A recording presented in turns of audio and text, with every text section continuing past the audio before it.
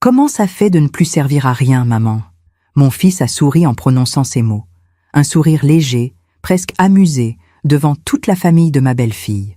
Autour de la table, les visages se sont figés une seconde avant de sourire aussi, comme si c'était une blague acceptable. Moi, j'ai souri en retour. C'est ne plus avoir à payer ton loyer. Le visage de Thomas est devenu blanc comme un linge. Ma belle-fille, Léa, s'est étranglée avec son vin et a crié « Comment ça? Quel loyer ?» Je m'appelle Anaëlle Perrin, j'ai 73 ans. Et ce soir-là, un simple dîner de famille a fait exploser un mensonge que j'avais gardé pour protéger mon fils. Pendant des années, j'ai cru que le silence était une forme d'amour, que payer en cachette, sourire malgré l'humiliation, effacer mes propres besoins, c'était ce qu'une bonne mère devait faire. Mais ce soir-là, quelque chose en moi s'est brisé, pas avec fracas, non. C'était un craquement discret, comme une branche sèche qu'on écrase sous le pied sans y penser. Et pour la première fois de ma vie, j'ai dit la vérité. Laissez-moi vous raconter comment j'en suis arrivé là. Nous étions chez Léa et Thomas, dans leur appartement lumineux du 16e arrondissement. Un 3 pièces avec parquet haussmannien, moulures au plafond, balcon filant donnant sur une cour arborée. Le genre d'endroit qui sent la réussite tranquille. Les parents de Léa étaient là. Son père, Gérard, architecte à la retraite. Sa mère, Françoise, ancienne professeure de lettres, des gens cultivés, polis, avec cette aisance naturelle des familles qui n'ont jamais eu à se soucier de l'argent. Moi, j'étais assise au bout de la table, comme d'habitude. On m'avait servi en dernier. On ne m'avait pas demandé mon avis sur le vin. Quand Léa avait apporté le plat principal, un gigot d'agneau parfaitement rôti, elle avait remercié tout le monde sauf moi, alors que j'avais passé l'après-midi à éplucher les légumes dans la cuisine. Thomas était en pleine discussion avec Gérard. Il parlait d'un projet d'extension pour une maison secondaire en Normandie. Mon fils riait fort, gesticulait, racontait des anecdotes sur ses clients exigeants de son cabinet d'architecture. J'écoutais en silence, les mains posées sur mes genoux. Et puis, au milieu du dessert, une tarte tatin encore tiède, Thomas s'est tourné vers moi. « Maman, tu ne dis rien ce soir. Tu te sens bien ?» Sa voix était joviale, mais il y avait quelque chose de condescendant dedans. Comme si j'étais une vieille tante un peu gâteuse, qu'on doit inclure par politesse. J'ai hoché la tête. « Je vais bien, mon chéri. »« Tu es sûr ?» a insisté Léa avec un sourire crispé. « Tu as l'air fatigué. » J'allais répondre, mais Thomas a levé son verre et a lancé, comme une boutade, « C'est vrai que maman vieillit. Bientôt, il faudra qu'on s'occupe d'elle, hein ?» Tout le monde a ri. Pas moi. Thomas a continué sur le même ton léger. « Franchement, maman, comment ça fait de ne plus servir à rien ?» Le silence s'est installé une demi-seconde. Gérard a toussé. Françoise a bu une gorgée de vin. Léa a souri nerveusement. Et moi, j'ai senti quelque chose remonter du fond de ma poitrine. Une vague froide, une lucidité brutale. J'ai posé ma serviette sur la table. J'ai regardé mon fils droit dans les yeux. Et j'ai souri. C'est ne plus avoir à payer ton loyer. Le visage de Thomas s'est vidé de toute couleur. Léa a reposé son verre brutalement. Comment ça? Quel loyer? Je n'ai pas détourné le regard. Le loyer de cet appartement, Léa. Celui que je paie depuis 4 ans. 1 800 € par mois, prélevés automatiquement de mon compte. Léa s'est tournée vers Thomas, les yeux écarquillés. « Thomas? C'est vrai ?» Mon fils ouvrait la bouche, la refermait, cherchait ses mots. Gérard et Françoise nous fixaient, pétrifiés. Et moi, pour la première fois depuis des années, je me sentais légère. Parfois, on fait confiance à ceux qui ne la méritent pas. Et vous, avez-vous déjà été déçu par quelqu'un que vous aimiez? Racontez-moi votre histoire dans les commentaires. J'aimerais vous lire. Il y a eu un silence épais, presque palpable, comme si l'air de la pièce s'était solidifié. Les bougies sur la table continuèrent de danser doucement. Le parfum du café qui refroidissait dans les tasses. Tout était suspendu. Puis Léa a repoussé sa chaise. J'ai besoin d'1 minute. Elle s'est levée et a quitté la salle à manger. Thomas l'a suivie des yeux, le visage fermé, les mâchoires serrées. Gérard s'est raclé la gorge. « Bon, je crois que nous devrions peut-être... » Françoise a posé une main sur son bras. « Nous allons vous laisser régler cela en famille, » a-t-elle dit avec une politesse glaciale. Ils ont pris leur manteau et sont partis sans un mot de plus. Thomas est resté assis, les coudes sur la table, la tête entre les mains. Moi, je suis resté immobile, les mains posées sur mes genoux, le dos droit, comme j'avais toujours fait. Et dans ce silence, j'ai pensé à tout ce qui m'avait amené ici. Pendant que je raconte tout cela, je me demande d'où vous m'écoutez. Écrivez le nom de votre ville en commentaire. Il faut que je vous ramène en arrière, que je vous raconte qui j'étais avant ce dîner, avant que Thomas ne devienne cet homme qui sourit en m'humiliant, avant que je ne devienne cette femme invisible au bout de la table. Il y a eu une époque où notre maison était pleine de rire. C'était une petite maison à Boulogne-Billancourt, avec un jardin étroit mais ensoleillé. Mon mari, Philippe, était ingénieur chez Renault. Moi, j'enseignais le piano à domicile. Nous n'étions pas riches, mais nous vivions bien, confortablement. Thomas était notre seul enfant, un garçon brillant, curieux, affectueux. Il adorait dessiner. Je me souviens encore de lui à 6 ans, assis par terre dans le salon, entouré de feuilles blanches, traçant des maisons imaginaires avec des crayons de couleur. « Maman, regarde, c'est notre maison, mais en plus grand, avec une piscine et un toboggan. » Je riais. Philippe aussi. « Tu seras architecte, mon fils, » disait Philippe en ébouriffant ses cheveux. Et Thomas levait les yeux vers nous avec ce sourire lumineux qui nous réchauffait le cœur. C'était notre vie. Simple, heureuse. Le dimanche, nous allions nous promener au parc de Saint-Cloud. Philippe portait Thomas sur ses épaules. Moi, je marchais à côté d'eux, un panier de pique-nique au bras.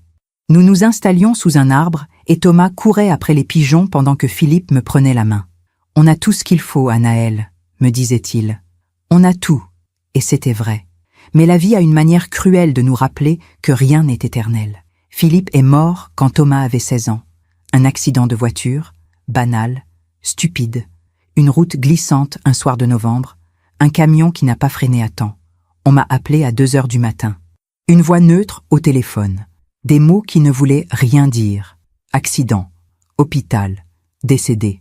Je me souviens avoir raccroché et être resté debout dans le couloir, incapable de bouger. Puis, j'ai entendu la porte de la chambre de Thomas s'ouvrir. « Maman, qu'est-ce qui se passe ?» J'ai dû lui dire. Trouver les mots. Le regarder s'effondrer. Et à partir de ce moment-là, tout a changé. Thomas s'est refermé. Il ne riait plus. Il ne dessinait plus. Il passait des heures enfermé dans sa chambre, les écouteurs sur les oreilles, le regard vide. Moi, j'ai dû tout gérer. Les funérailles, les papiers, la maison, les factures. L'assurance vie de Philippe était modeste, mais suffisante pour nous permettre de tenir quelques années. Je me suis battue. Pour nous deux. J'ai continué mes cours de piano. J'ai pris des élèves supplémentaires. Le soir, je cousais des ourlets pour une couturière du quartier. Je dormais peu. Je mangeais moins. Mais je voulais que Thomas ait tout ce dont il avait besoin, qu'il puisse continuer ses études, qu'il devienne l'homme que Philippe aurait voulu qu'il soit. « Maman, tu n'es pas obligée de faire tout ça, » me disait-il parfois. « Je sais, mon chéri, mais je veux le faire. » Et je le pensais vraiment. Thomas a été admis à l'École nationale supérieure d'architecture de Paris-Belleville. J'étais si fière. Philippe aurait été si fier. J'ai vendu la maison de Boulogne pour payer ses études. C'était douloureux, mais nécessaire. Nous avons déménagé dans un petit 2 pièces à Montreuil, moins cher, moins lumineux, mais peu importait. Thomas étudiait, travaillait dur, rentrait tard le soir, épuisé, mais déterminé. « Tu vas réussir, mon chéri », lui disais-je en lui préparant un thé. « Grâce à toi, maman. » Il me serrait dans ses bras, et je me disais que tout ce sacrifice valait la peine. Puis Thomas a rencontré Léa. C'était lors d'un vernissage organisé par son école. Une jeune femme élégante, avec des cheveux blonds coupés courts et un sourire parfait. Elle étudiait le droit à Assas. Son père était architecte, sa mère, professeure. Thomas est tombé amoureux immédiatement. « Maman, elle est incroyable. Tu vas l'adorer. » Je l'ai rencontrée quelques semaines plus tard. Léa était polie, souriante, mais il y avait quelque chose dans son regard, une distance, une froideur à peine perceptible. « Enchantée, Madame Perrin. Thomas m'a beaucoup parlé de vous. »« Tout le plaisir est pour moi, Léa. » Mais dès ce premier instant, j'ai senti que je n'étais pas tout à fait à ma place dans leur monde. Et avec le temps, cette impression n'a fait que grandir. Thomas et Léa se sont mariés 2 ans plus tard. Un mariage somptueux dans un château de la vallée de Chevreuse. 300 invités, des tables décorées de roses blanches et de chandeliers en argent, un orchestre de jazz pour l'apéritif, un DJ pour la soirée. J'étais assise à une table au fond de la salle, près des toilettes, avec des cousins éloignés de Léa que je ne connaissais pas. Thomas m'avait embrassé le matin, dans la sacristie. Merci pour tout, maman. Sans toi, je n'en serais pas là. J'avais souri, les larmes aux yeux. Je suis fière de toi, mon chéri. Mais pendant la réception, je ne l'ai presque pas vu. Il était entouré d'amis, de collègues, de la famille de Léa. Il riait, trinquait, posait pour des photos. Moi, je restais assise, les mains sur mes genoux, regardant mon fils s'éloigner doucement dans un monde qui n'était plus le nôtre. À un moment, Françoise, la mère de Léa, est venue me parler. « Vous devez être très heureuse, Anaëlle. Thomas a un brillant avenir devant lui. »« Oui, très heureuse. Léa aussi a beaucoup de projets. Ils vont former un beau couple. » Elle a souri, mais son regard était distant, poli, mais froid. « Et vous, Anaëlle, vous habitez toujours à Montreuil ?»« Oui. Kenny, c'est charmant. Un peu loin du centre, mais charmant. » Elle a bu une gorgée de champagne et s'est éloignée. J'ai compris ce jour-là que je ne faisais pas partie de leur cercle, que j'étais la mère de Thomas, celle qui avait permis qu'il arrive jusque-là, mais que désormais, ma place était ailleurs, en retrait, discrète.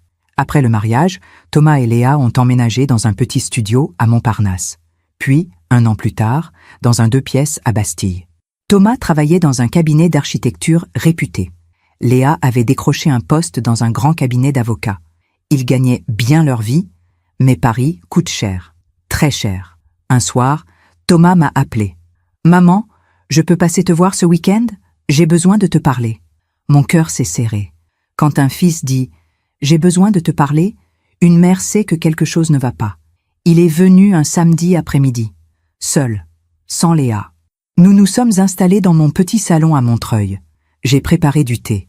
Thomas tournait sa tasse entre ses mains, les yeux baissés. « Qu'est-ce qui se passe, mon chéri ?» Il a soupiré. « Maman, je ne sais pas comment te dire ça. Dis-moi, Léa et moi, on cherche un appartement plus grand. On veut fonder une famille.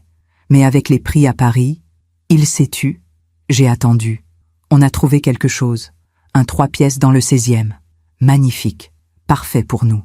Mais, le loyer est élevé. 1 800 € par mois. On peut payer, mais ça va être juste. Vraiment juste. Et les parents de Léa, ils ont déjà payé le mariage. On ne peut pas leur demander plus. » Il m'a regardé. « Maman, est-ce que tu pourrais nous aider? Juste pour quelques mois, le temps qu'on se stabilise. » Mon cœur s'est brisé, pas parce qu'il me demandait de l'aide, mais parce que je voyais dans ses yeux cette honte, cette gêne. Combien? Le loyer. 1 800 € par mois, juste pour 6 mois. Après, on prendra le relais, je te le promets. J'ai réfléchi. Ma retraite était modeste. 1 200 € par mois. Mais j'avais quelques économies. L'argent que j'avais mis de côté en donnant des cours supplémentaires, en cousant, en me privant. D'accord. Thomas a relevé la tête, surpris. Vraiment? Oui, mais seulement 6 mois. Il s'est levé et m'a serré dans ses bras. Merci, maman. Merci. Tu es la meilleure. J'ai souri. Parce que c'est ce qu'une mère fait. Elle donne, elle aide, elle se sacrifie. Mais au fond de moi, une petite voix murmurait quelque chose que je ne voulais pas entendre. Les 6 mois sont devenus 1 an, puis 2 ans, puis 3, puis 4. Chaque mois, 1 800 € sortaient de mon compte, automatiquement, sans un mot, sans un remerciement. Au début, Thomas m'appelait régulièrement. « Maman, merci encore. On va bientôt pouvoir reprendre. » Ce n'est rien, mon chéri. Puis les appels se sont espacés, 1 fois par mois, puis 1 fois tous les 2 mois. Et quand il m'appelait, ce n'était plus pour prendre de mes nouvelles, c'était pour me raconter sa vie, ses projets, ses réussites. On a gagné un appel d'offres pour un immeuble de bureau à La Défense. C'est énorme, maman. Je suis fière de toi. Léa aussi va bien. Elle vient d'être promue associée. C'est merveilleux. Et toi, ça va? Oui, ça va. Mais ça n'allait pas. Je ne mangeais plus qu'1 repas par jour. J'avais arrêté de chauffer l'appartement en hiver. Je portais les mêmes vêtements depuis des années. Je ne sortais plus. Je ne voyais plus personne. Mes économies avaient fondu. Mon compte était presque vide. Mais je continuais de payer. Parce que je m'étais dit que c'était temporaire. Que Thomas allait reprendre. Qu'il n'avait pas oublié. Un jour, j'ai reçu une invitation. Un carton épais, avec des lettres dorées. Léa et Thomas Moreau-Perrin ont le plaisir de vous inviter à un dîner en l'honneur de leurs 4 ans de mariage. 4 ans. 4 ans que je payais leur loyer. J'ai tenu le carton dans mes mains et j'ai pleuré. Pas de colère. Pas encore. juste de tristesse. Parce que je venais de comprendre quelque chose. Mon fils avait oublié. Ou pire, il avait choisi d'oublier. J'ai passé 3 jours à regarder ce carton d'invitation posé sur ma table de cuisine. Un rectangle de papier crème, épais, avec des lettres dorées en relief. Le genre d'invitation qu'on envoie quand on veut montrer qu'on a réussi, qu'on appartient à un certain monde. Léa et Thomas Moreau-Perrin, même leur nom s'était remélangé. Moreau-Perrin, le nom de la famille de Léa en premier, comme si le mien ne suffisait plus. Je me suis dit que j'allais refuser, inventer une excuse, une grippe, un rendez-vous médical, n'importe quoi, mais je n'ai pas pu. Parce qu'une mère ne refuse pas une invitation de son fils, même quand elle sait qu'elle sera invisible, même quand elle sait qu'elle souffrira. Alors, j'y suis allée. Pendant que je raconte tout cela, je me demande d'où vous m'écoutez. Écrivez le nom de votre ville en commentaire. Le soir du dîner, j'ai mis ma plus belle robe. Une robe bleu marine que j'avais achetée pour le mariage de Thomas. Elle était un peu large maintenant. J'avais perdu du poids. Mais elle restait élégante. Je me suis maquillée légèrement. J'ai coiffé mes cheveux gris en chignon. Je voulais avoir l'air digne, présentable. J'ai pris le métro jusqu'à la station Trocadéro, puis j'ai marché jusqu'à leur immeuble. Un bel immeuble haussmannien avec une porte cochère et un digicode doré. J'ai sonné. Oui, la voix de Léa dans l'interphone, froide, polie. C'est moi, Anaël. Un silence. Ah, monte, c'est au 3e.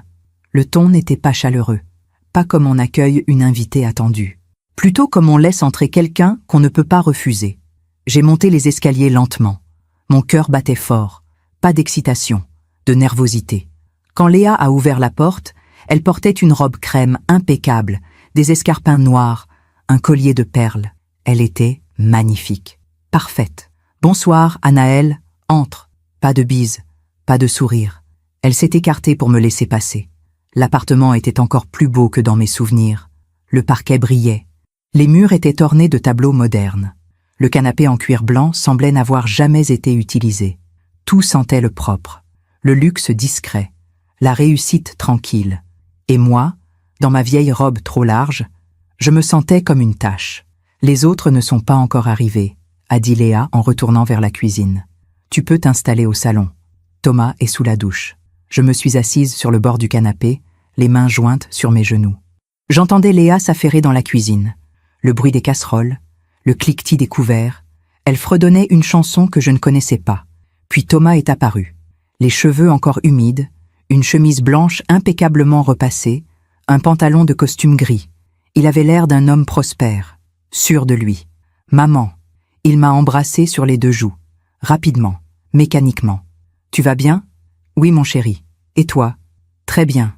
Beaucoup de travail en ce moment, mais ça avance. » Il s'est assis en face de moi, a sorti son téléphone, a commencé à scroller. « Les parents de Léa ne vont pas tarder, » a-t-il dit sans lever les yeux. « D'accord. » Le silence s'est installé, un silence inconfortable, comme celui qu'on a avec un étranger. J'ai regardé autour de moi, les meubles, les objets, tout était beau, cher, choisi avec soin. Et j'ai pensé, c'est moi qui paye tout ça.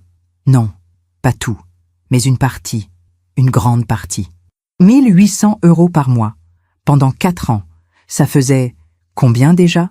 J'ai fait le calcul dans ma tête. 86 400 €. 86 400 € de ma retraite, de mes économies, de ma vie, pour cet appartement, pour ce canapé, pour ces tableaux, pour cette vie qui n'était pas la mienne. Mon cœur s'est serré. Thomas, il a levé les yeux de son téléphone.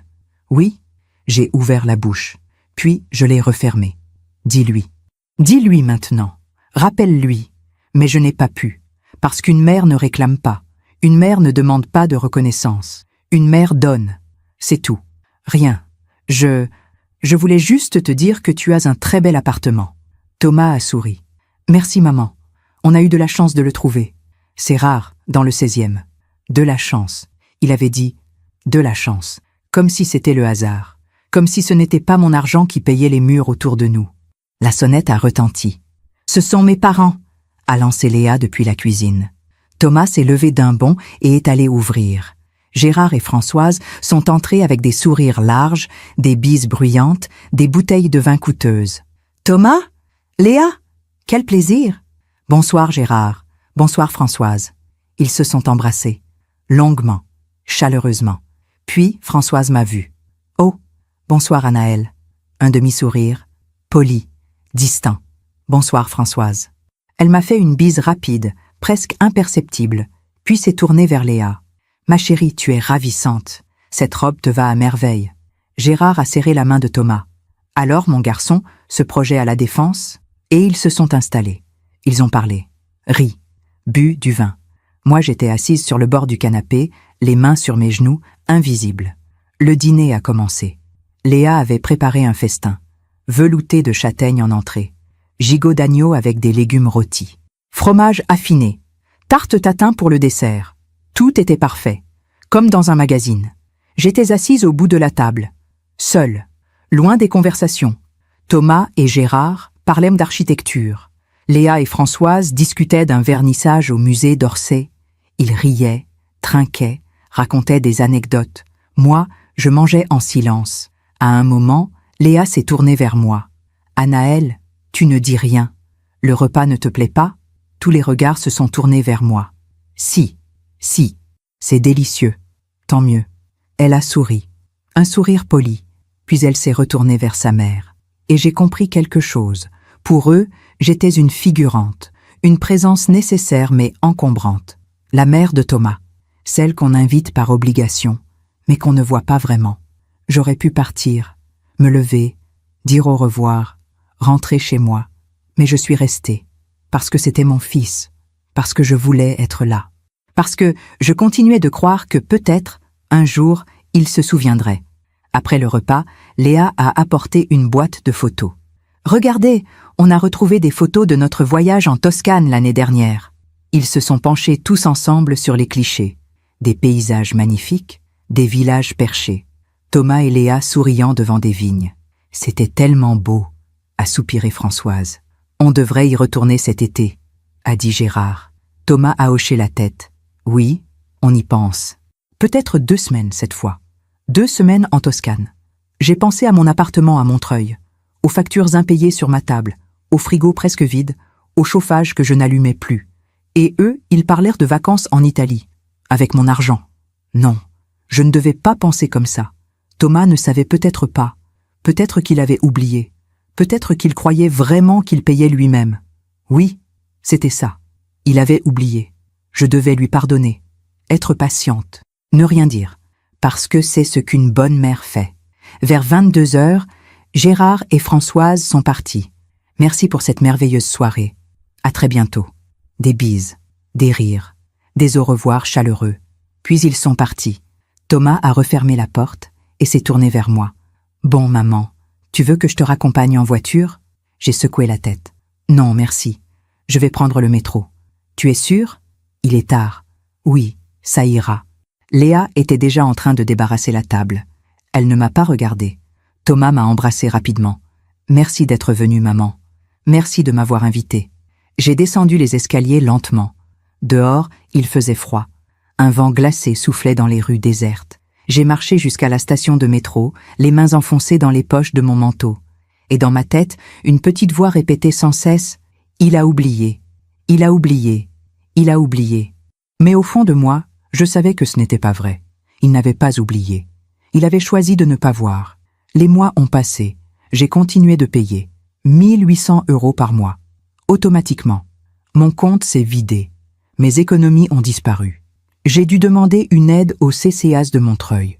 Une assistante sociale m'a reçue dans un bureau gris. « Madame Perrin, vous vivez avec 1200 € par mois, mais vous dépensez plus de 3000 €.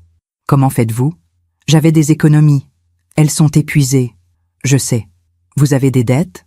Non. Des charges importantes ? J'ai hésité. Non, je ne pouvais pas lui dire. Je ne pouvais pas avouer que je payais le loyer de mon fils, que je me sacrifiais pour qu'il vive bien pendant que moi, je survivais. L'assistante sociale a soupiré. « Madame Perrin, vous devez réduire vos dépenses. Sinon, vous allez vous retrouver en grande difficulté. » Je sais, mais je n'ai rien changé, parce que je continuais d'espérer qu'un jour, Thomas se réveillerait, qu'il me verrait, qu'il me remercierait. Mais ce jour n'est jamais venu. Et puis, il y a eu ce deuxième dîner, celui où tout a basculé. Une nouvelle invitation, pour fêter une promotion de Léa. J'ai failli refuser, mais encore une fois, je n'ai pas pu. Je suis revenue dans cet appartement. J'ai souri, j'ai mangé, j'ai écouté. Et puis, au milieu du dessert, Thomas a lancé cette phrase qui a tout brisé. Franchement, maman, comment ça fait de ne plus servir à rien? Et pour la première fois de ma vie, j'ai arrêté de me taire. Le visage de Thomas était devenu blanc comme un linge. Léa fixait son verre de vin, les yeux écarquillés, la bouche entr'ouverte. Gérard et Françoise nous regardaient avec une expression que je n'arrivais pas à déchiffrer. Surprise? Gêne? Ou simplement curiosité malsaine? Le silence durait. Un silence épais, presque suffocant. Puis Thomas a essayé de rire. Un rire forcé, nerveux. « Maman, qu'est-ce que tu racontes ?» Sa voix tremblait légèrement. J'ai posé ma serviette sur la table, calmement, posément. « Je raconte la vérité, Thomas, celle que tu as cachée à ta femme pendant 4 ans. » Léa s'est tournée vers lui, le visage dur. « Thomas, explique-moi, maintenant. » Mon fils a ouvert la bouche, l'a refermée. Ses mains tremblaient. « C'est compliqué. »« Compliqué ?» a répété Léa d'une voix glaciale. « Ta mère vient de dire qu'elle paie notre loyer depuis 4 ans et tout ce que tu trouves à dire, c'est que c'est compliqué ?» Gérard s'est raclé la gorge. « Écoutez, peut-être devrions-nous vous laisser régler ça en famille ?»« Non, » a coupé Léa sèchement. « Restez, j'ai besoin de témoins. » Elle s'est levée, a fait quelques pas vers la fenêtre, puis s'est retournée vers Thomas. « Parle. » Thomas a regardé ses mains, puis moi, puis Léa. « C'était temporaire. Au début, ai-je répété doucement. « Il y a 4 ans, tu m'as dit 6 mois. 6 mois, Thomas. Je sais, maman, je sais. Mais quoi ?» a lancé Léa. « Mais tu as préféré faire croire à tout le monde qu'on vivait au-dessus de nos moyens plutôt que de dire la vérité? Ce n'est pas ça. Alors c'est quoi ?» Thomas s'est pris la tête entre les mains. J'avais honte, d'accord? Honte de ne pas pouvoir payer moi-même. Honte de devoir demander de l'aide à ma mère. Tes parents ont tout payé pour le mariage. Et moi, je n'avais rien. Rien à t'offrir. Alors tu as menti? Je ne voulais pas que tu me vois comme un raté. Léa a éclaté d'un rire amer. Un raté? Thomas, on gagne bien notre vie. On aurait pu prendre un appartement plus petit. On aurait pu attendre. Tu voulais cet appartement? Tu disais que c'était parfait pour nous, que c'était là qu'on devait fonder notre famille. Parce que je croyais qu'on pouvait se le permettre. Ils criaient maintenant, tous les deux debout, face à face. Moi, j'étais restée assise, les mains sur mes genoux, regardant mon fils se défaire sous mes yeux. Françoise s'est levée à son tour. « Attendez, attendez, il y a quelque chose que je ne comprends pas. » Elle s'est tournée vers moi. « Anaël, vous payez 1 800 € par mois depuis 4 ans? »« Oui. »« Mais vous êtes retraité? »« Oui. »« Combien touchez-vous de retraite ?» J'ai hésité. 1 200 €. Le silence est retombé. Françoise a pâli. « Vous payez plus que ce que vous gagnez ?» J'avais des économies. Aviez? Elles sont épuisées maintenant. Gérard s'est tourné vers Thomas, le visage durci. « Tu laisses ta mère se ruiner pour toi? Je ne savais pas que... » « Que quoi? Que ta mère n'était pas millionnaire? Que tu la saignais à blanc? »« Papa, s'il te plaît, » a murmuré Léa. Mais Gérard a continué, la voix montante. « Non, Léa, c'est inadmissible, complètement inadmissible. Cette femme vit dans la pauvreté pendant que vous partez en vacances en Toscane. » Thomas a relevé la tête brusquement. « Comment tu sais pour la Toscane? Tu nous as montré les photos tout à l'heure, crétin. » Françoise a posé une main sur le bras de son mari. « Gérard, calme-toi. »« Non, je ne me calmerai pas. On ne traite pas sa mère comme ça. Jamais. » Elle s'est tournée vers moi, les yeux humides. « Anaël, pourquoi vous n'avez rien dit ?» J'ai senti ma gorge se serrer. « Parce que c'est mon fils. » Ma voix s'est brisée. « Parce que je pensais que c'était temporaire, que j'allais l'aider le temps qu'il se stabilise, et puis le temps a passé, et je ne savais plus comment arrêter. Les larmes coulaient maintenant sur mes joues. Je ne cherchais pas à les retenir. J'avais peur que si j'arrêtais, il ne me pardonnerait jamais, que je le perdrais. Léa s'est assise lentement, comme si ses jambes ne la portaient plus. « Mon Dieu !» a-t-elle murmuré. Thomas pleurait aussi maintenant. Des larmes silencieuses qui coulaient sur son visage. « Maman, je suis désolée. Je ne voulais pas... » « Tu ne voulais pas quoi, Thomas ?» ai-je demandé doucement. « Tu ne voulais pas me blesser ?» Tu ne voulais pas profiter de moi? Ou tu ne voulais simplement pas voir? Je ne sais pas. Tu sais, Thomas, tu as toujours su. J'ai sorti de mon sac une enveloppe. Une grande enveloppe Kraft. Qu'est-ce que c'est? A demandé Léa. Les relevés bancaires. 4 ans de prélèvement automatique. 4 ans de preuves. J'ai posé l'enveloppe sur la table. Je les ai apportés ce soir parce que je savais. Je savais que tu allais nier. Que tu allais dire que j'exagérais. Que j'inventais. Thomas a secoué la tête. Non, maman, Alors regarde. J'ai ouvert l'enveloppe et j'ai étalé les relevés sur la table. Des dizaines de feuilles. Des colonnes de chiffres. Des dates. Des prélèvements. Mois après mois. Année après année. Regarde, Thomas. Regarde ce que tu m'as fait. Léa a pris un des relevés, puis un autre. Ses mains tremblaient. Oh mon Dieu, oh mon Dieu. Elle lisait, les yeux agrandis d'horreur. Janvier 2021, 1800 €. Février 2021, 1800 €. Mars. Sa voix s'est éteinte. Gérard et Françoise regardaient les papiers par-dessus son épaule. 86 400 €, a murmuré Gérard. 86 400 € en 4 ans. Léa a levé les yeux vers moi. Anaël, comment avez-vous survécu? Difficilement. J'ai senti ma voix trembler, mais je me suis forcée à continuer. J'ai arrêté de me chauffer en hiver. Je ne mange qu'un repas par jour. Je n'achète plus de vêtements. Je ne sors plus. Je ne vais plus chez le médecin. Vous êtes malade? A demandé Françoise, alarmée. Je ne sais pas. Je n'ai plus les moyens de le savoir. Thomas s'est effondré sur sa chaise, le visage dans les mains. Mon Dieu, qu'est-ce que j'ai fait? Léa s'est levée brusquement et est sortie de la pièce. J'ai entendu la porte de leur chambre claquer. Nous sommes restés là, dans ce silence terrible. Puis Françoise s'est approchée de moi et a posé une main sur mon épaule. Anaël, je suis désolée. Si j'avais su, personne ne savait, ai-je murmuré. C'était le but. Gérard regardait Thomas avec un mélange de dégoût et de pitié. Tu dois rembourser ta mère, tout, jusqu'au dernier centime. Avec quel argent? A lâché Thomas d'une voix brisée. On vit déjà juste. Si maman arrête de payer le loyer, alors vous déménagerez, a crié Gérard.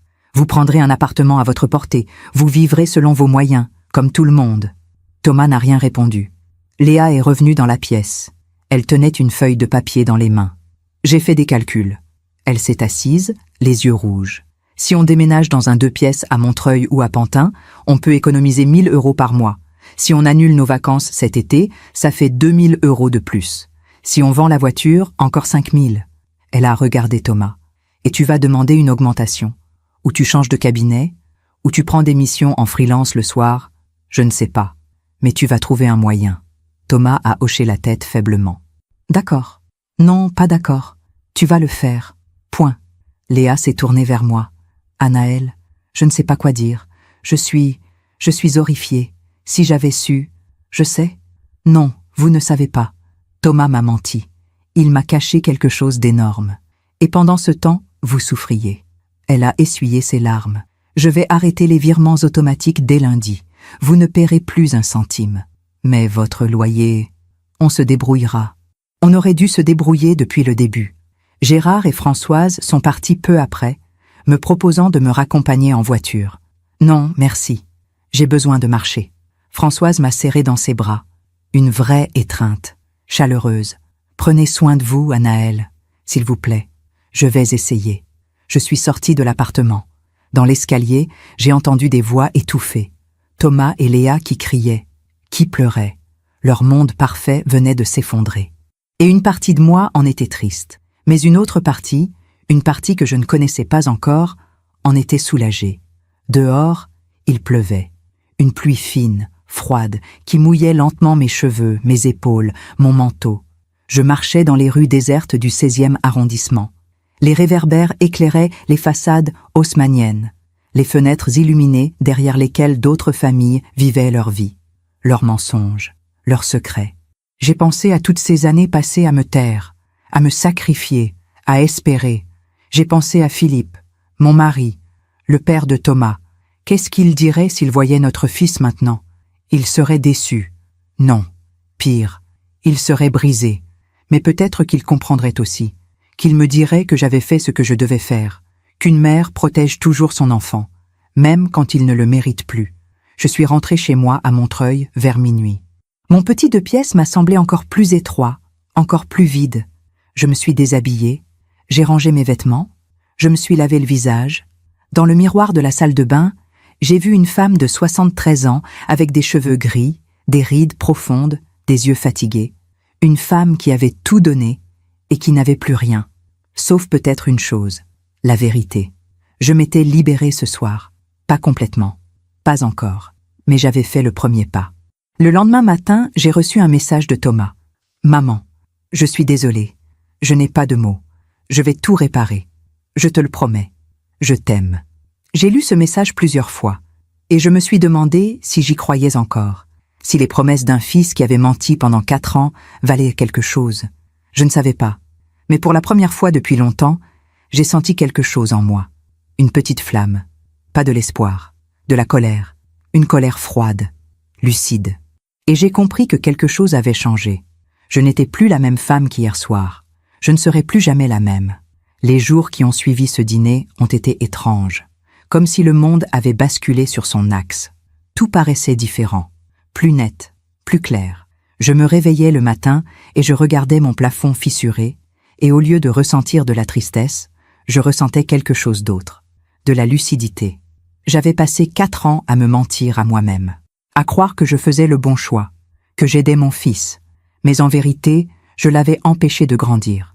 Je l'avais maintenu dans une illusion, une vie qu'il ne pouvait pas s'offrir, une façade qu'il devait alimenter par le mensonge. Et moi, je m'étais effacée, complètement. 3 jours après le dîner, j'ai reçu un appel de Léa. « Anaël, c'est moi. » Sa voix était douce, presque timide. « Bonjour Léa. Je voulais vous parler, vous demander si on pouvait se voir. Juste vous et moi, sans Thomas. » J'ai hésité. Pourquoi ? Parce que j'ai besoin de comprendre, et parce que je vous dois des excuses, de vraies excuses. Un silence. « S'il vous plaît, Anaël. »« D'accord. » Nous nous sommes donné rendez-vous 2 jours plus tard, dans un café près du jardin du Luxembourg. Quand je suis arrivée, Léa était déjà là, assise à une petite table près de la fenêtre. Elle portait un jean et un pull simple, pas de maquillage, les cheveux attachés. Elle avait l'air plus jeune, plus vulnérable. Elle s'est levée quand elle m'a vue. « Anaël, merci d'être venue. »« Bonjour Léa. » Nous nous sommes assises. Une serveuse est venue prendre notre commande. 2 cafés.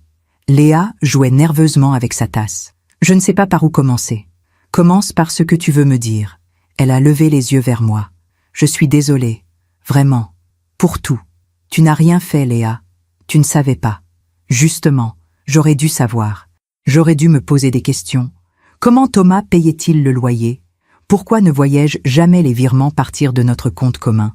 Comment était-ce possible qu'on vive aussi bien alors que nos salaires étaient justes? Elle a secoué la tête. Je ne voulais pas voir, parce que j'aimais cette vie. J'aimais cet appartement. J'aimais pouvoir inviter mes parents et leur montrer qu'on avait réussi. C'est humain. Non, c'est égoïste. Elle a bu une gorgée de café. Vous savez ce qui me fait le plus honte? Quoi?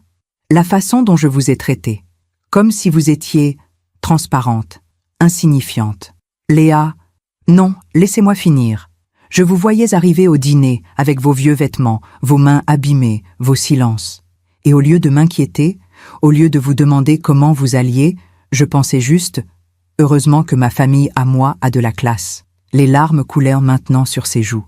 J'avais honte de vous, de la mère de mon mari, alors que pendant tout ce temps, c'est vous qui nous permettiez de vivre. C'est votre argent, votre sacrifice. J'ai tendu la main et j'ai posé ma main sur la sienne.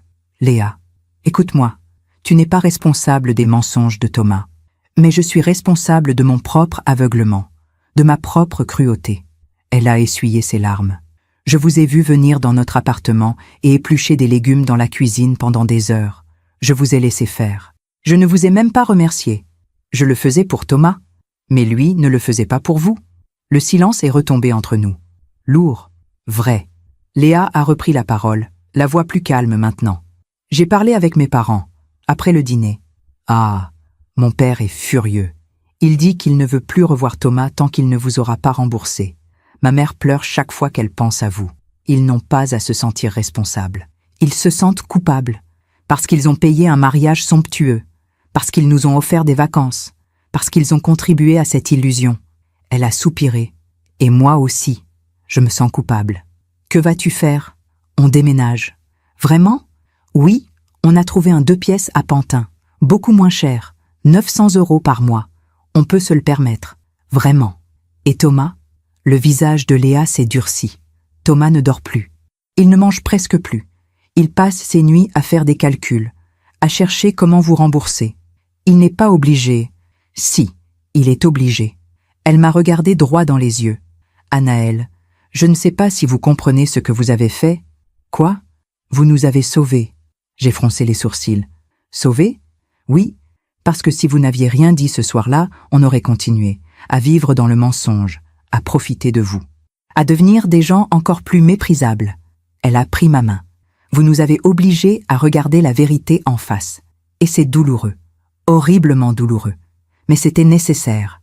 Nous avons parlé encore longtemps.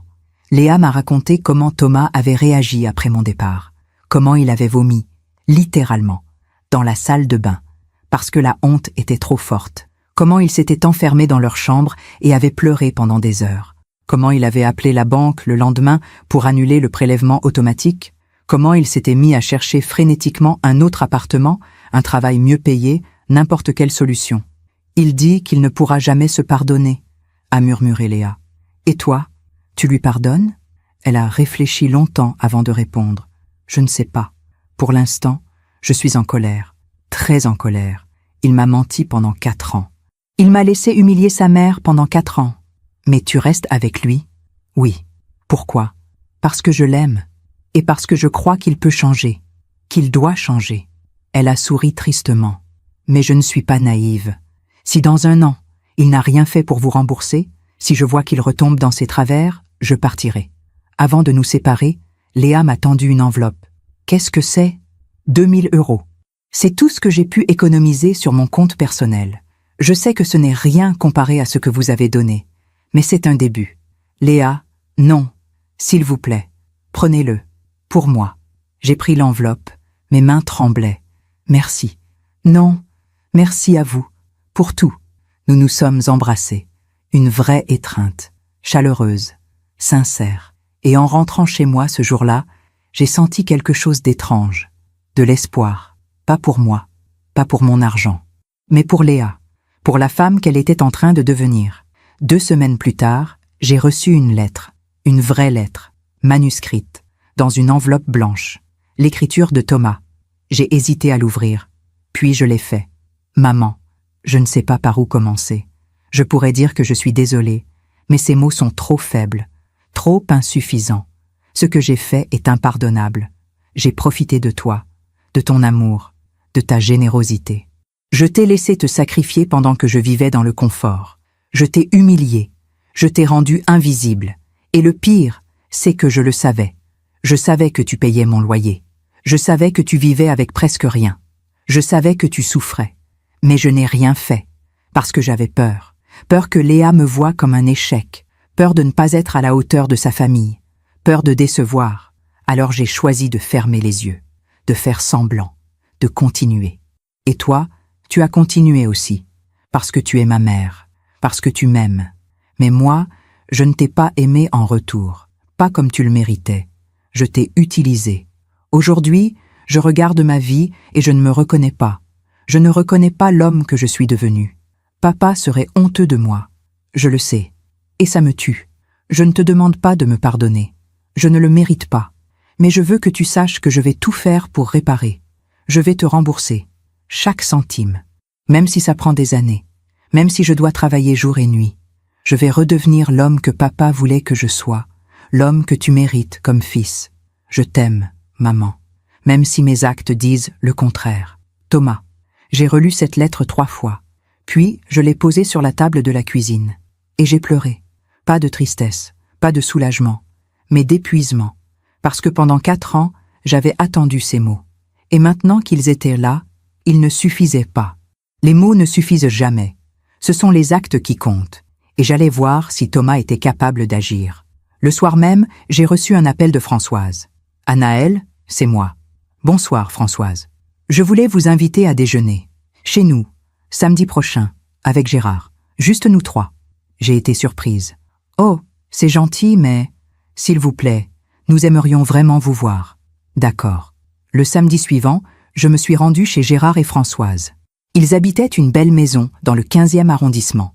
Bourgeoise, élégante, avec un petit jardin intérieur. Françoise m'a accueillie avec un sourire chaleureux. « Anaëlle, entrez, entrez. » Gérard m'a embrassée sur les joues. « Bienvenue, Anaëlle. » Ils m'ont fait visiter leur maison.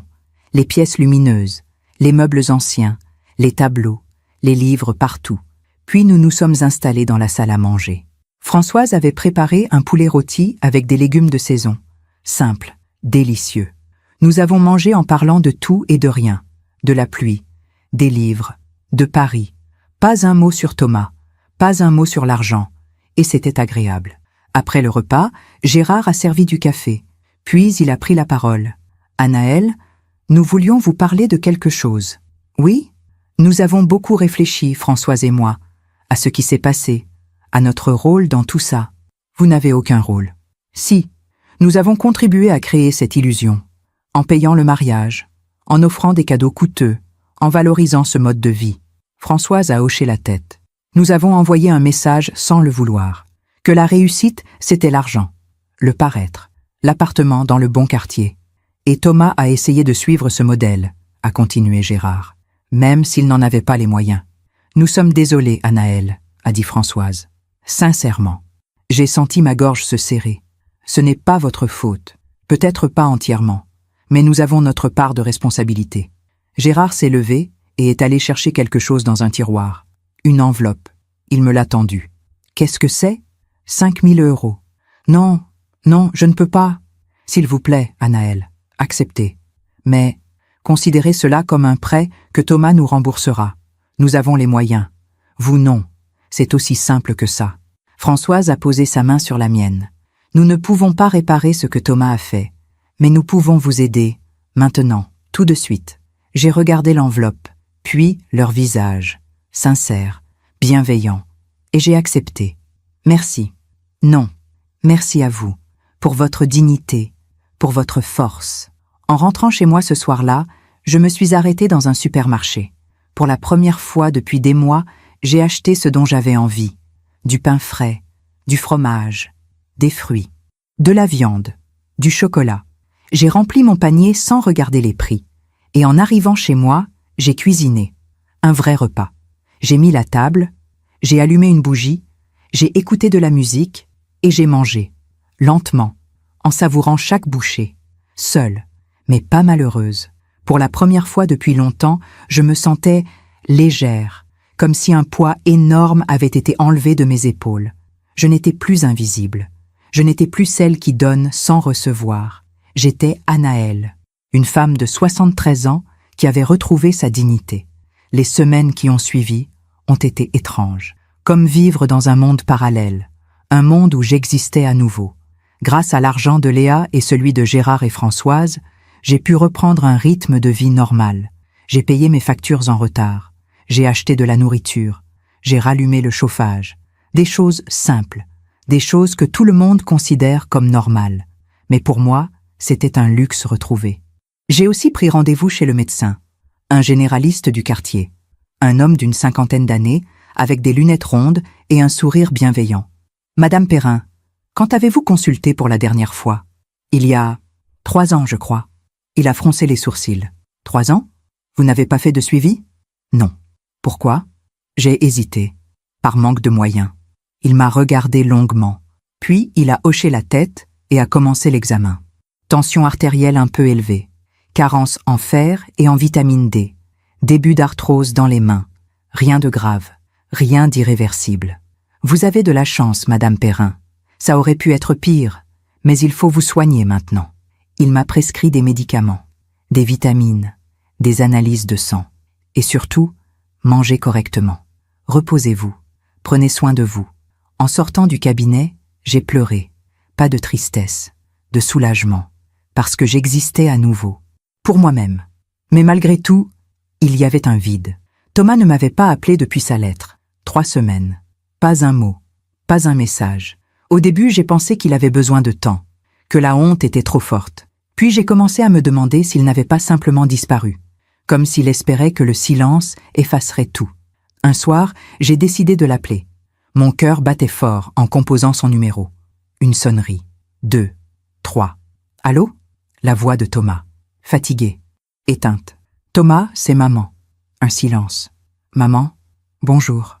Je voulais prendre de tes nouvelles. Ça va. Enfin, non, ça ne va pas. Mais je gère. Tu ne m'as pas appelé. Je sais. Je ne savais pas quoi dire. Tu aurais pu dire bonjour, demander comment j'allais. Tu as raison, je suis désolée. Comment vas-tu? Sa voix était mécanique, comme s'il récitait un texte appris. Je vais mieux. J'ai vu un médecin. J'ai recommencé à manger correctement. Tant mieux. Un autre silence. Thomas, on peut se voir? Maintenant? Oui? Ou demain? Quand tu veux. Mais j'ai besoin qu'on parle. Vraiment. Il a soupiré. D'accord. Demain soir. Chez toi? Oui. À quelle heure? 19h. D'accord. À demain. Il a raccroché. Pas de « je t'aime », pas de « à bientôt ». Juste un clic. Et le silence.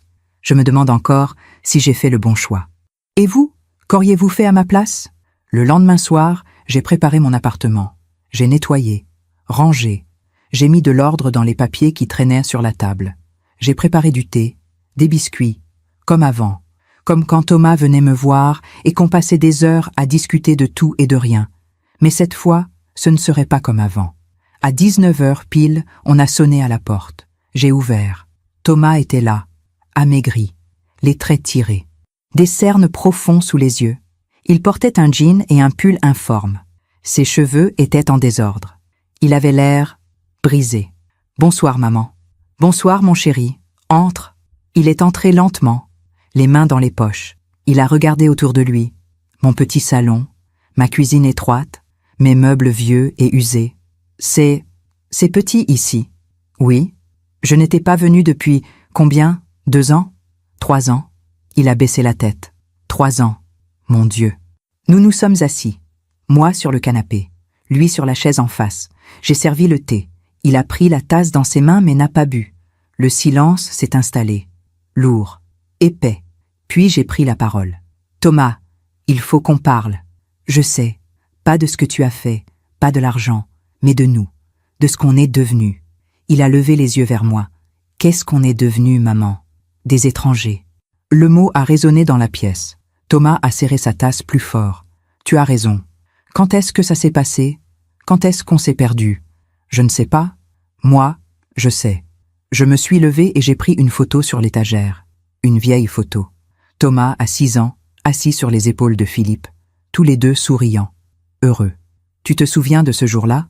Thomas a regardé la photo. Ses yeux se sont embués. Au parc de Saint-Cloud. Oui, on avait passé la journée ensemble, tous les 3. Papa t'avait acheté une glace et tu l'avais fait tomber sur ta chemise. Tu avais pleuré.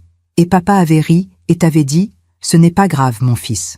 Les accidents, ça arrive. L'important, c'est de ne pas se mentir. » Thomas a fermé les yeux. Je m'en souviens. Tu as oublié cette leçon, Thomas. Tu as passé 4 ans à te mentir, à me mentir, à mentir à Léa. Je sais. Et maintenant, qu'est-ce que tu vas faire? Il a posé la photo. Je vais me racheter. Je vais te rembourser. Ce n'est pas de ça que je parle. Alors de quoi? De l'homme que tu es devenu. J'ai senti ma voix trembler, mais je me suis forcée à continuer. Thomas, tu m'as humilié. Tu m'as rendu invisible. Tu m'as laissé souffrir pendant que tu souriais et que tu profitais de la vie. Maman, non, laisse-moi finir. Je me suis assise en face de lui. Ce soir-là, au dîner, quand tu m'as demandé comment ça faisait de ne plus servir à rien, ma voix s'est brisée. Tu as détruit quelque chose en moi, quelque chose que je ne pourrai jamais récupérer. Les larmes coulaient maintenant sur mes joues, parce que je me suis rendu compte que pour toi, je n'étais qu'un portefeuille, une solution pratique, pas ta mère, pas la femme qui t'a porté, qui t'a élevé, qui s'est sacrifiée pour toi. Thomas pleurait aussi maintenant, des sanglots silencieux qui secouaient ses épaules. Je suis désolée, maman, tellement désolée. Je sais, mais ça ne suffit pas. Qu'est-ce que tu veux que je fasse? Dis-moi, n'importe quoi. Je veux que tu me dises la vérité. Quelle vérité? Pourquoi tu as continué? Pourquoi, après 6 mois, tu n'as jamais repris le paiement du loyer? Il s'est essuyé les yeux. Parce que c'était facile. Le mot est tombé comme une pierre. Facile. Oui, Au début, je me disais que c'était temporaire, que j'allais reprendre. Mais les mois passaient et c'était tellement plus simple de te laisser payer, de ne rien dire à Léa, de continuer comme si de rien n'était. Tu savais que je souffrais. Oui, tu savais que je me privais de tout. Oui, et tu n'as rien fait. Non. Il a caché son visage dans ses mains. Je suis un monstre égoïste et lâche. Non, tu es mon fils, et c'est ça le pire. Nous sommes restés silencieux un long moment, puis Thomas a relevé la tête. Qu'est-ce que tu veux, maman? Tu veux que je parte, que je sorte de ta vie? Je ne sais pas. Tu ne sais pas? Non, parce qu'une partie de moi veut te pardonner, t'aider à te reconstruire, croire que tu peux changer. Et l'autre partie est en colère. Tellement en colère que parfois, je me réveille la nuit et je me demande si je pourrais un jour te regarder sans ressentir cette douleur. Thomas a hoché la tête lentement. Je comprends. Non, tu ne comprends pas, parce que tu n'as jamais été trahi par quelqu'un que tu aimes plus que tout au monde. Je me suis levée. Je pense que tu devrais partir maintenant. Maman, s'il te plaît, j'ai besoin d'être seule. Il s'est levé. Il a hésité. Puis il s'est approché de moi et a essayé de me prendre dans ses bras. Je me suis écartée. Non, pas maintenant. Son visage s'est décomposé. D'accord. Il a marché vers la porte. Puis il s'est retourné. Maman, est-ce que tu pourras me pardonner un jour? J'ai regardé mon fils. Cet homme de 38 ans avec des yeux d'enfant perdu. Je ne sais pas, Thomas. Il a hoché la tête. Puis il est parti. La porte s'est refermée. Et je suis restée debout dans mon salon, les bras serrés autour de ma poitrine, pleurant tout ce que j'avais perdu. Pas l'argent, pas les années, mais l'innocence, la confiance, l'amour inconditionnel, tout ce qui fait qu'une mère et son fils sont liés pour toujours. Les jours suivants ont été difficiles. Je me réveillais la nuit, en sueur, avec des cauchemars où je voyais Thomas enfant qui me tendait les bras en pleurant. Et moi, je m'éloignais, je partais, je le laissais seul. Je savais ce que cela signifiait. Une partie de moi était en train de le perdre, pas par choix, pas par volonté, mais par nécessité, par survie, parce que je ne pouvais plus être la mère qui donne tout sans rien recevoir. Je ne pouvais plus me sacrifier. Je devais apprendre à exister, pour moi. Une semaine après cette conversation, j'ai reçu un appel de Léa. « Anaël, c'est moi. Bonjour Léa. Je voulais vous prévenir. On déménage ce week-end. » « Ah, dans le 2 pièces, à Pantin? »« Oui, c'est bien. » Un silence. « Anaël, Thomas ne va pas bien. » Mon cœur s'est serré. Qu'est-ce qui se passe? Il ne dort plus. Il ne mange presque plus. Il passe ses journées à travailler et ses nuits à pleurer. Léa, je sais que vous êtes en colère, et vous avez le droit. Mais je vous en prie, ne l'abandonnez pas complètement. Je ne l'abandonne pas. Alors pourquoi il dit que vous ne voulez plus le voir? Ce n'est pas ça. J'ai juste besoin de temps, de distance. Combien de temps? Je ne sais pas. Léa a soupiré. D'accord, je comprends. Mais sachez que Thomas est en train de changer, vraiment. Il a démissionné de son cabinet. Quoi? Il a trouvé un poste mieux payé dans une grande entreprise. Moins prestigieux, mais le salaire est meilleur. Et il prend des missions en freelance le soir. Pourquoi il fait ça? Pour vous rembourser. Le plus vite possible. J'ai senti ma gorge se serrer. Léa, je ne veux pas qu'il se détruise pour ça. Ce n'est pas vous qui le détruisez, Anaël. C'est lui, c'est sa culpabilité, son besoin de réparer. Mais laissez-le faire. C'est son chemin, sa rédemption. Ce soir-là, j'ai beaucoup réfléchi. À Thomas, à moi, à ce que nous étions devenus. Et j'ai compris quelque chose. Je ne pouvais pas le sauver. Je ne pouvais pas réparer ce qui était cassé. Seul lui pouvait le faire. Mon rôle n'était plus d'être sa béquille, sa sauveuse, celle qui pardonne tout et efface tout. Mon rôle était d'être moi-même et de le laisser devenir lui-même, même si cela signifiait être séparé pendant un temps, même si cela signifiait accepter la douleur. 2 mois plus tard, j'ai reçu un virement bancaire, 2000 €, avec un message de Thomas, premier remboursement. Il y en aura d'autres, chaque mois. Jusqu'au dernier centime, je te le promets. Je t'aime. J'ai regardé ce message longtemps, et pour la première fois depuis des mois, j'ai souri. Pas parce que j'avais récupéré de l'argent, mais parce que Thomas avait tenu parole. Il avait agi. Et peut-être Juste peut-être, il y avait encore de l'espoir. Mais cette histoire n'était pas terminée. Parce que la vie a une manière étrange de rendre justice. Et parfois, cette justice vient quand on s'y attend le moins. 6 mois ont passé. 6 mois pendant lesquels Thomas m'a envoyé 2000 € chaque mois. Sans faute, sans retard. 6 mois pendant lesquels nous ne nous sommes pas vus. Nous nous échangions des messages parfois, courts, polis. « Comment vas-tu, maman ?»« Je vais bien. Et toi ?»« Ça va. Je travaille beaucoup. Prends soin de toi. » Des conversations vides, comme entre deux connaissances. Mais c'était mieux que rien. De mon côté, j'ai recommencé à vivre. Avec l'argent des remboursements et l'aide de Gérard et Françoise, j'ai pu retrouver une vie décente. J'ai repris mes cours de piano, quelques élèves, des enfants du quartier, pas pour l'argent, pour le plaisir, pour entendre à nouveau la musique remplir mon appartement. J'ai aussi commencé à sortir, à marcher dans Paris, à visiter des musées, à m'asseoir dans des cafés avec un livre, des choses simples, des choses que j'avais oubliées. Et lentement, très lentement, je me suis retrouvée. Anaëlle, pas juste la mère de Thomas, pas juste celle qui donne, moi. Un jour, j'ai reçu un appel de Françoise. « Anaëlle, j'ai quelque chose à vous dire. »« Quoi donc ? Thomas et Léa vont avoir un bébé. » Mon cœur s'est arrêté. « Un bébé ? » « Oui, Léa est enceinte de 3 mois. » J'ai senti une vague d'émotions me submerger. Joie, tristesse, peur. C'est merveilleux. Ils voulaient vous l'annoncer eux-mêmes, mais Thomas n'osait pas. Il a peur que vous refusiez de voir le bébé. Jamais je ne ferai ça. Alors appelez-le. S'il vous plaît. J'ai appelé Thomas le soir même.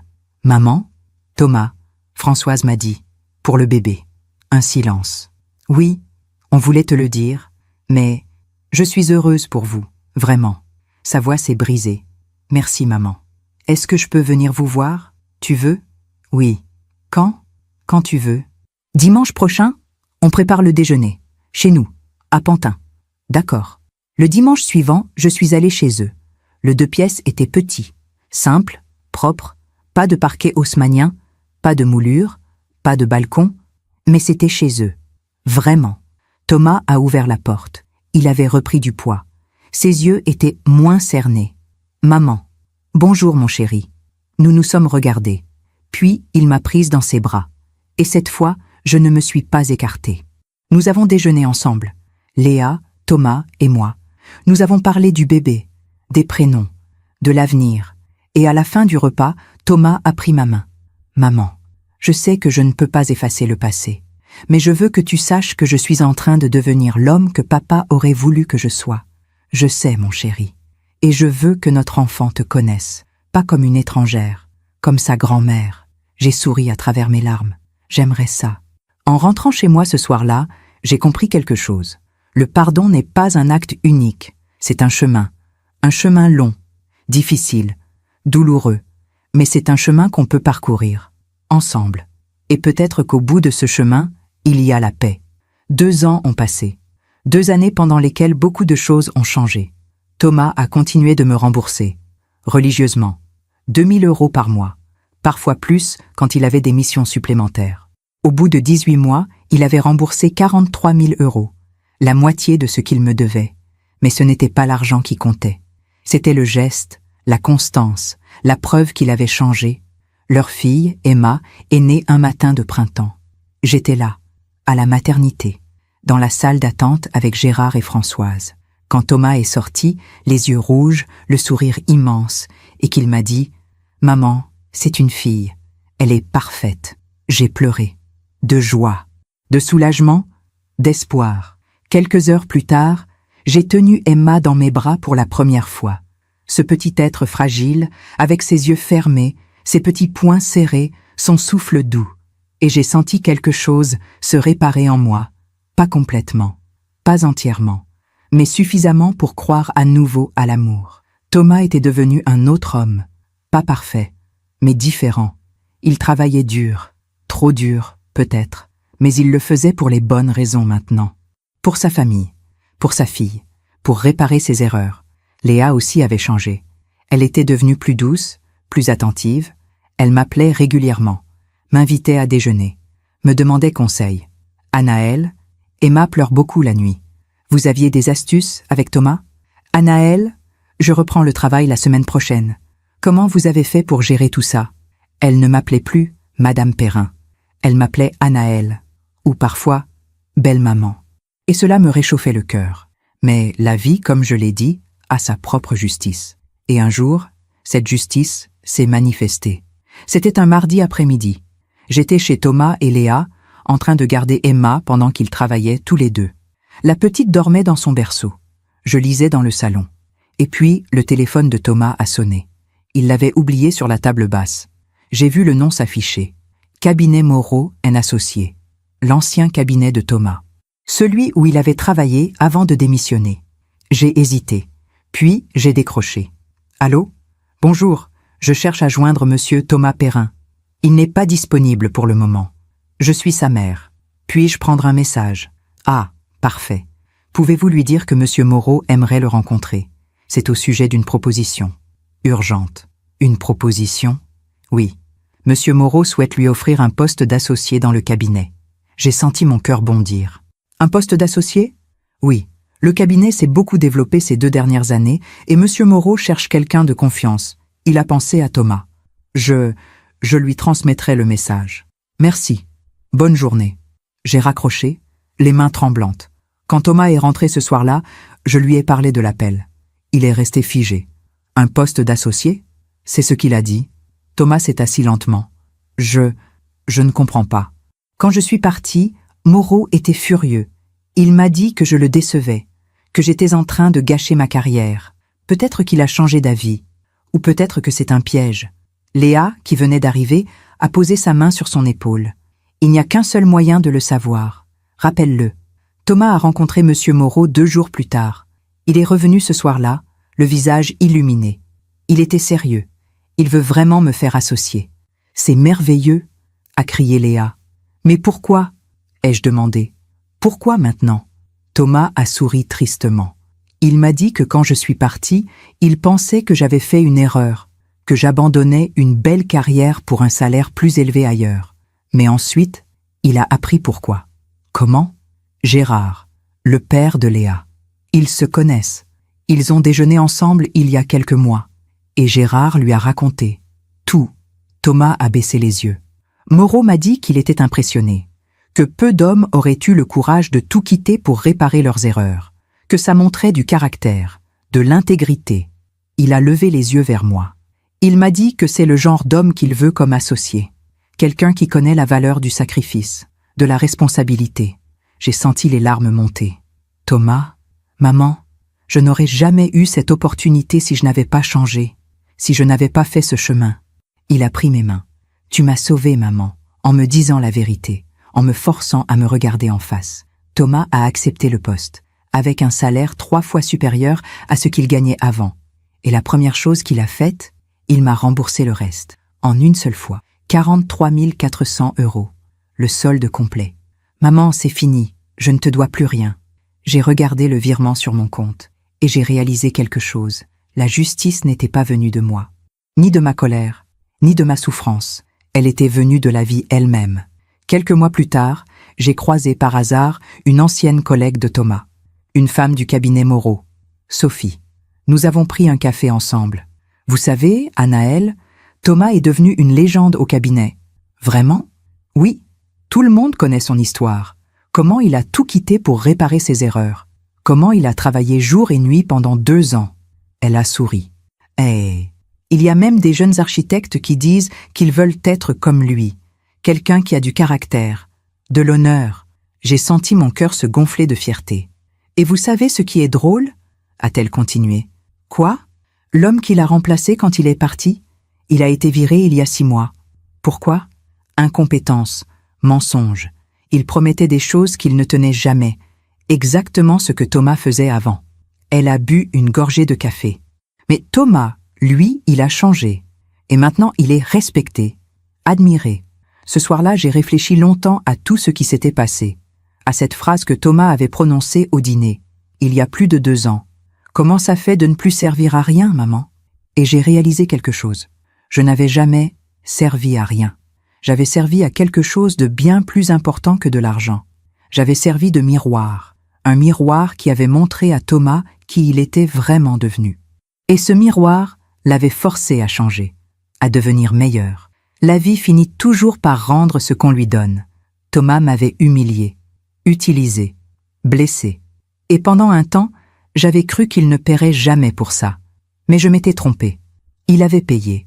Pas avec de l'argent, pas avec des excuses, mais avec la honte, la culpabilité, le travail acharné. Il avait payé en devenant un homme différent. Et maintenant, il récoltait les fruits de ce changement. Un poste d'associé, le respect, une famille heureuse. Pas parce qu'il avait triché, mais parce qu'il avait mérité. Et moi, j'avais récupéré mon argent. Oui, mais j'avais récupéré bien plus que ça. Ma dignité, mon respect de moi-même, ma voix. J'avais appris à dire non, à poser des limites, à exister pour moi-même. Et j'avais récupéré mon fils. Pas comme avant, pas avec cette innocence aveugle, mais avec quelque chose de plus fort, du respect mutuel. Un dimanche, alors que nous déjeunions tous ensemble, Thomas, Léa, Emma, Gérard, Françoise et moi, Thomas a levé son verre. Je veux porter un toast. Tout le monde s'est tu. À maman. Il m'a regardé, les yeux brillants, pour m'avoir aimé assez pour me dire la vérité, pour ne pas m'avoir laissé devenir un homme que je détestais, pour m'avoir montré que l'amour, ce n'est pas tout pardonner. C'est parfois savoir dire « stop ». Les larmes coulaient sur mes joues. Merci maman. Pour tout. Tout le monde a levé son verre. À Anaël. Et dans ce moment, j'ai compris. La justice n'est pas toujours immédiate. Elle n'est pas toujours visible. Mais elle finit toujours par arriver. La vie rend toujours ce qu'on lui donne. Et moi, j'avais donné de l'amour, de la vérité, de la dignité. Et la vie me les avait rendus au centuple. Aujourd'hui, j'ai 75 ans. Emma a 2 ans et demi. Une petite fille vive, curieuse, qui court partout et qui m'appelle mamie. Chaque mercredi, je la garde. Nous jouons du piano ensemble. Ses petites mains maladroites sur les touches. Son rire quand elle réussit une note. Et je me dis que la vie est étrange. Parfois, elle nous brise. Puis, elle nous répare. Différemment. Mais elle nous répare. Thomas et Léa vont bien. Ils ont acheté un petit appartement dans le 11e arrondissement. 3 pièces, rien de luxueux. Mais c'est vraiment à eux. Thomas travaille toujours beaucoup, mais il rentre chaque soir pour le dîner. Pour lire une histoire à Emma, pour embrasser Léa. Il est devenu l'homme qu'il devait être, et je suis fière de lui. Quant à moi, j'ai appris quelque chose d'essentiel. Aimer, ce n'est pas tout accepter. Aimer, c'est aussi savoir dire la vérité, même quand elle fait mal. C'est poser des limites, se respecter soi-même, exister. Pendant des années, j'ai cru que mon rôle de mère était de me sacrifier, de tout donner, de m'effacer. Mais je me trompais. Mon vrai rôle était de montrer à mon fils ce qu'est la dignité, le respect, la responsabilité, et je l'ai fait. Pas parfaitement, pas sans douleur, mais je l'ai fait. Parfois, je repense à ce dîner, à cette phrase. Comment ça fait de ne plus servir à rien, maman? Et je souris, parce que maintenant, je connais la réponse. Ça fait de pouvoir enfin vivre pour soi. Ça fait de ne plus porter le poids des autres sur ses épaules. Ça fait d'être libre. Si mon histoire peut aider ne serait-ce qu'une femme à ouvrir les yeux, à comprendre qu'elle a le droit de dire non, qu'elle a le droit d'exister, alors tout cela aura eu un sens. Nous, les femmes, les mères, nous avons appris à nous sacrifier. C'est ce qu'on nous a enseigné, ce qu'on attend de nous. Mais parfois, le plus grand cadeau qu'on puisse offrir à ceux qu'on aime, c'est de leur montrer qu'on se respecte. Parce que c'est comme ça qu'ils apprendront à nous respecter. Et à se respecter eux-mêmes. Je m'appelle Anaël Perrin. J'ai 75 ans. Et j'ai appris que la vie rend toujours ce qu'on lui donne. Parfois avec du retard, parfois de façon inattendue. Mais toujours, à leur donner de la bonté, de la vérité, de la dignité. Et la vie vous les rendra. Merci de m'avoir écouté jusqu'au bout. Si cette histoire a touché votre cœur, abonnez-vous et activez la cloche pour entendre d'autres femmes qui ont transformé la douleur en sagesse. Chaque jour, une femme, une leçon de vie. Partagez cette histoire avec quelqu'un que vous aimez. Parfois, une histoire change toute une journée. Que Dieu vous bénisse et à très bientôt.